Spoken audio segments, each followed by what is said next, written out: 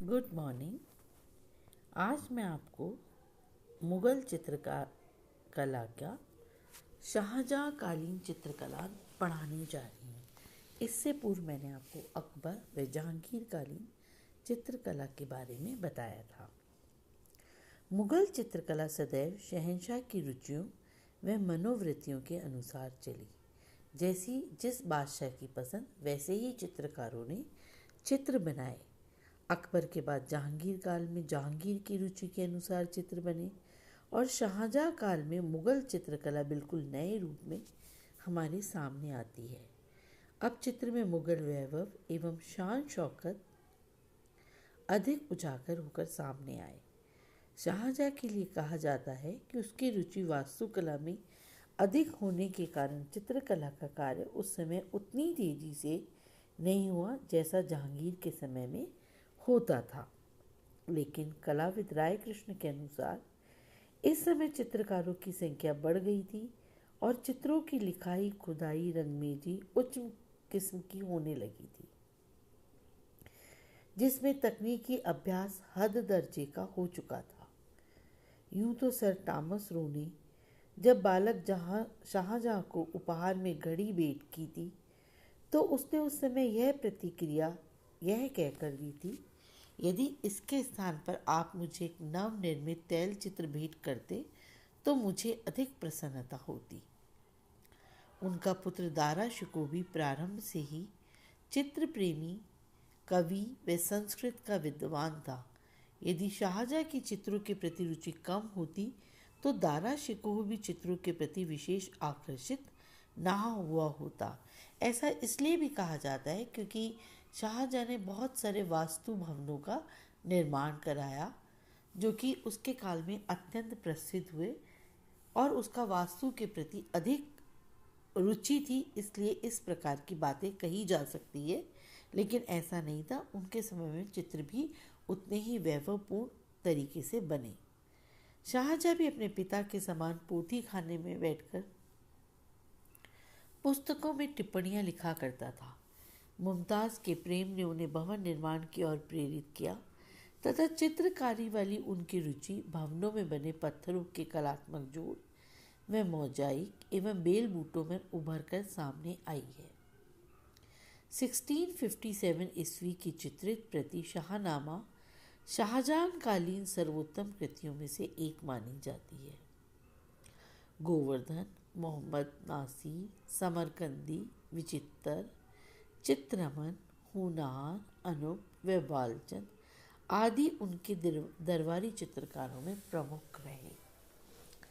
शाहजहाँ कालीन चित्रों की विशेषताएं। शाहजहाँ कालीन चित्रों में तकनीकी परिपक्वता, महीनकारी, वस्तु की हूबहू लिखाई, चित्रण में सफाई एवं व्यवस्था दिखाई पड़ती है।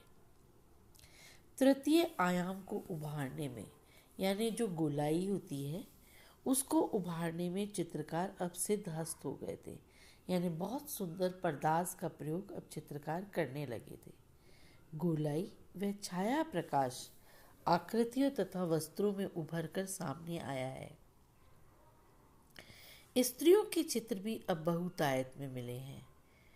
शाहजहाँ को शाही परिवार के सदस्यों, परिचितों व संतों के व्यक्ति चित्र बनवाने का बहुत शौक था और इस समय ऐसे अनेक चित्र हमको उपलब्ध हुए हैं। पुरुषों की वेशभूषा में अब जामे लंबे बनने लगे थे।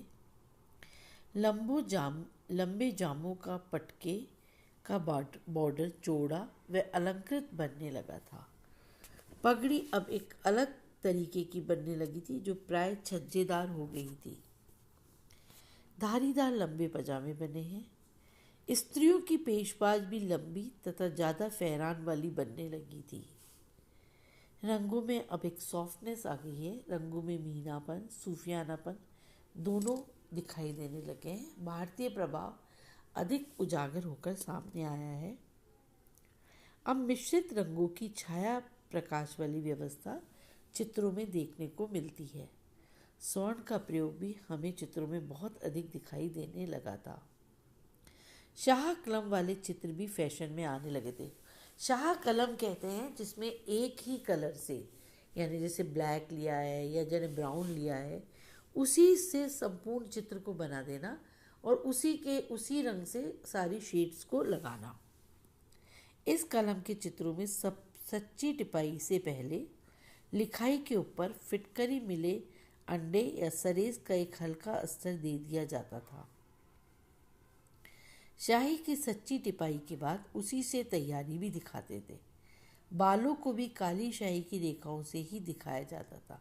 यहाँ पर यह किया जाता था कि संपूर्ण चित्र तो काली शाही की रेखाओं से ही बनता था, लेकिन होठ, आंख व गाल पर हल्की सी नारंगी रंग की या हिरमिची रंग की रंगत दे दी जाती थी। स्वर्ण का प्रयोग भी कर दिया जाता था। इस समय की शबीह भी बड़ी प्रसिद्ध रही। शबीह यानी पोर्ट्रेट चित्र या स्टडी फ्रॉम लाइफ। राज दरबार के व्यक्तियों की, हरम के स्त्रियों की, कवियों की, गायकों की आदि सभी की शबीहें बड़ी संख्या में बनने लगी थी।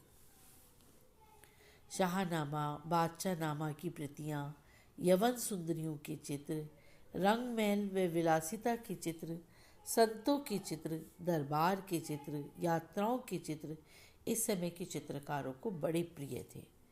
हाशिए चित्रों में अब चौड़े बनने लगे थे।